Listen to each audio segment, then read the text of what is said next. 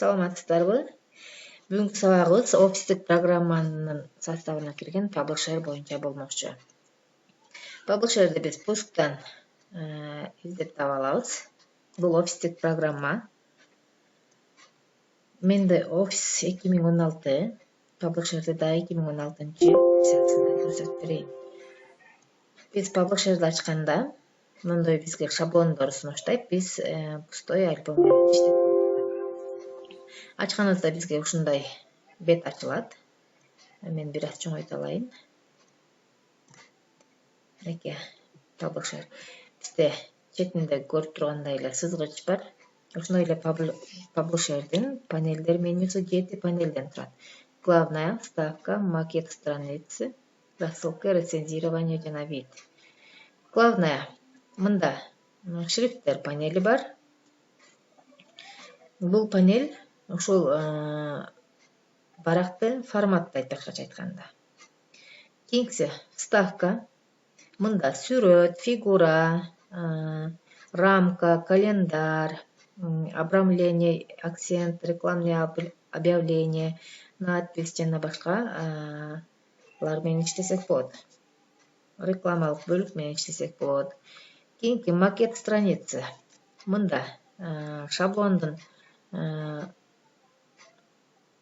түрү, размери, түсү, фону, шрифттин фону жана башкалар боюнча иштесек болот. Кийинки рассылка койсок болот, рецензирование, ошондой эле вид. Вид бизде обычный, главный страница, бир барак, эки барак, буклеттерди жана башкаларды жазсак болот. Биз Publisher менен иштеп көрөлү. Биринчи биз бетти ачканда мынакей кантип жазып коебуз. Wordко окшош эле, бирок айырмасы биз барак ачылгандан кийин мына рамка турат. Бул рамка ушул чек болуп эсептелет. Мындан сыртка чыкса да болот, бирок ушул чек көрсөтүлүп турат. Биз надпись, добавление надписа. Ушул жерден биз мына бир аз көлөмдөгү местаны алабыз. Биздин текстибиз ушунун ичине жазылыш керек. Эгер бул тексттен ашып кетсе кандай болот? Азыр мен шрифтти бир аз чоңойтуп алайын. Мисалы үчүн саламатсыздарбы?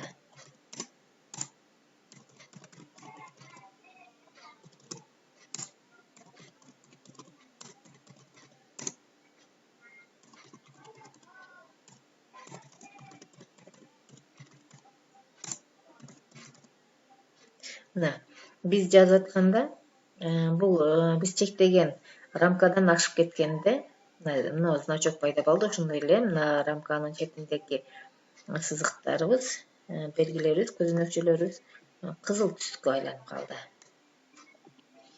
Кандай кылабыз? Рамканы бир аз чоңойтсок болот. Мынакей.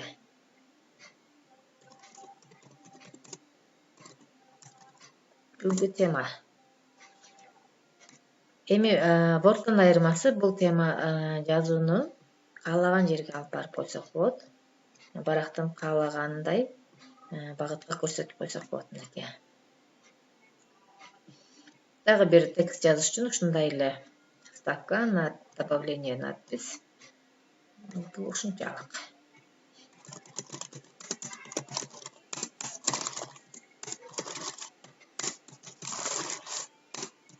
Мынакей биз текстибиз ашып кеткенде кайра кызыл пайда болду. Мына жерден текстибизди бөлүп койсок болот. Кийинки текстке. Мына баштапкы текст. Айырмасын көрүп турсаңыздар, мына биз биринчи жасаган текстибизде баарын баткызып койдук. Мына жасаган текстибиз ашып кетти эле. Мына жерден стрелка менен кийинки текст бул жакта деп атат. Бунун башы бул жакта. Мына стрелка менен көрсөтүп койду. Жанакындай эле каалаган жерге алып барып койсок болот. Барактын эми өзүңүздөр байкагандай эле бул сол тарапта PowerPoint'ка окшоп биринчи, экинчи барактар көрүнүп турат. Ушундай кылып каалаганда гезит журналдарда сиздер баяндасаңыздар керек. Текст биз Word'то жазганда мына барак толуп тура кетет, же болбосо колонкага бөлүп алабыз. Ал эми бул Publisher'де ушундай каалагандай жерге текст жазсак болот. Эми барак кошуш үчүн вставка, бул жерден страница и вставить пустую страницу. Кийинкиси биз сүрөттөр менен, календарь менен иштейли, жасайлы. Сүрөт коюш үчүн вставка, бул жерден рисунок. Биздин компьютердеги рисуноктор чыгат, сүрөттөр чыгат. Биз ушул жактан каалагандай бир сүрөттү тандап алсак болот. Мисалы үчүн мына сүрөттү тандап алайлы. Мынакей.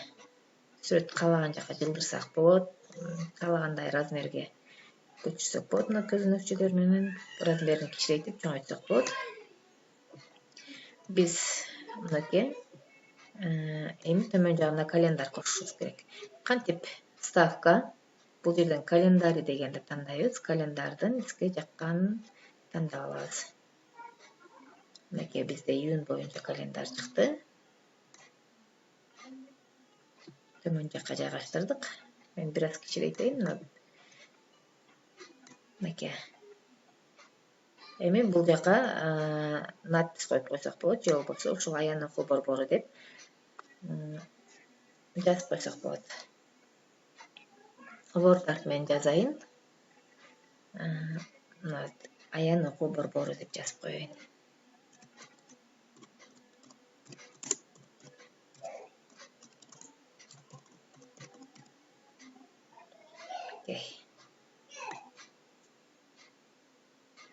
Ушундай кылып грамота, физика, каталогдор жана башкаларды жасасак болот. Аян окуу борбору деп жаздык. Эми буга рамка коюп койсок болот. Мына календарды бир аз кичирейтип коелу.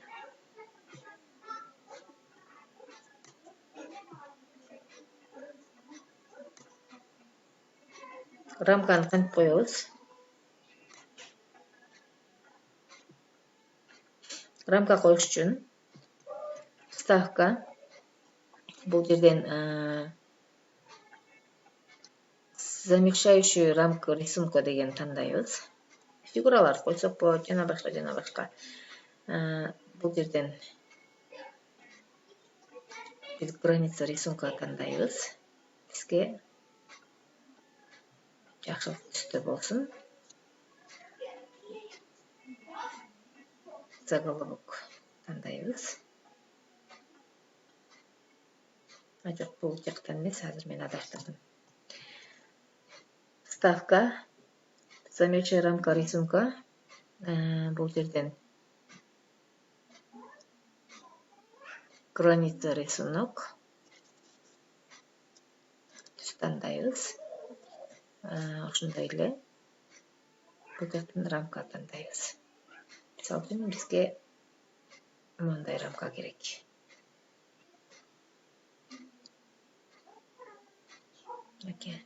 Эми бизде рамкабыз кичинекей болуп калды. Рамканы жылдырабыз четине.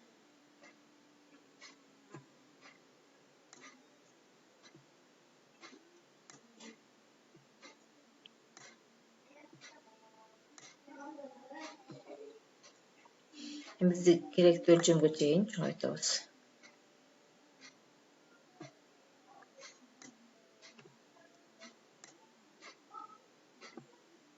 Мынакей.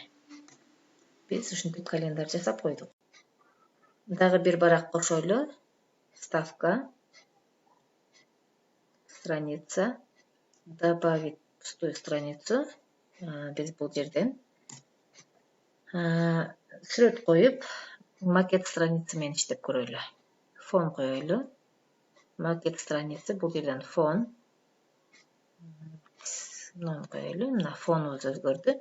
Бул барактарыбыздын фону ак, ал эми үчүнчүбүздүкү фонубуз көгүш түстө.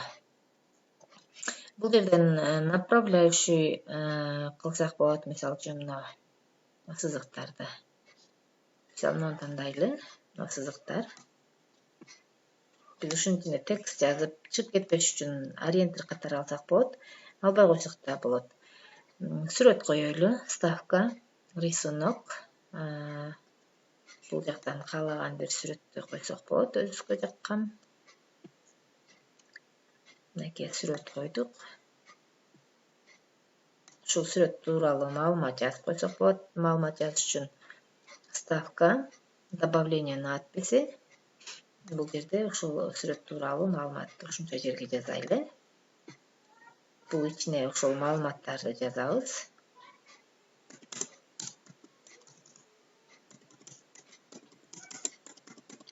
Маалыматтарды жаздык. Биздин маалыматыбыз ашып кетти бир аз. Эми бул чекке дагы ошол маалыматтарды жазып койсоңуздар болот. Кийинкиси дагы бир бет кошо алайын. Кийинкиси биз фонду кантип коебуз? Биз PowerPoint'та койгондой эле ставка, макет страницы, фон. Бул жерден дополнительные типи фона дегенди тандап, өзүбүздүн сүрөттөрүбүздү койсок болот. Биз формат фона PowerPoint иштеп жүргөнбүз. Кандай чыгар ошол сыяктуу эле формат фона, рисунок и текстура, файл деп тандайбыз дагы. Өзүбүздүн компьютерибиздеги бар сүрөттөрдү фон катары койсок болот. Мисалы үчүн муну фон кылып кабыл алдым. Ооба. Окей деп басабыз. Мынакей. Биз фон кылдык. Өзүбүздүн сүрөт. Мынакей бизде PowerPoint сыяктуу мына 1-чи, 2-чи, 3-чү, 4-чү бет. Буга ставка, таблица түзүп коелу. Таблица түздүк мына жерде. Ушул таблицанын тибин өзгөртсөк болот. Word'да, Excel'де, PowerPoint иштегенде таблицалар менен иштөө боюнча сабактарыбыз бар, ошону көргөнсүздөр. Мынакей. Бул жерге маалыматтар жазып койсок болот. Граница берип коеюн, все границы. Таблицанын тибин өзгөртүп коеюн бир аз. И бул жерге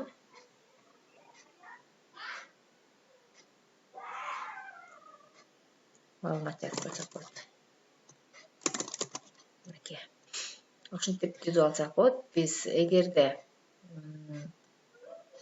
ашыкча барагыбыз болсо, же ката кетип калган барак болсо, арасында кантип жок кылабыз? Мына бизде 5-чи барак ашыкча. Ашыкча эмес, азыр буга ката жазып алды дейли, анан кайра көчүрөлү. Ставка WordArt'тан биз текст жазабыз.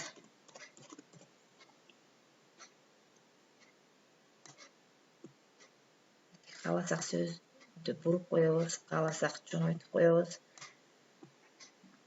Word'дун айырмасы ушул текстти каалаган жерге жайгаштырганыбыз жана каалагандай типте, каалагандай размерде.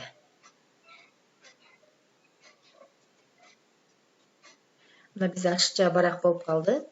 Бул баракты өчүрүш үчүн тандайбыз. Муштун оң жагын басып, удалитти басабыз. Кийинки сабакта биз грамота, визитка жана каталогдорду жасайбыз. Көңүл бурганыңыздар үчүн рахмат.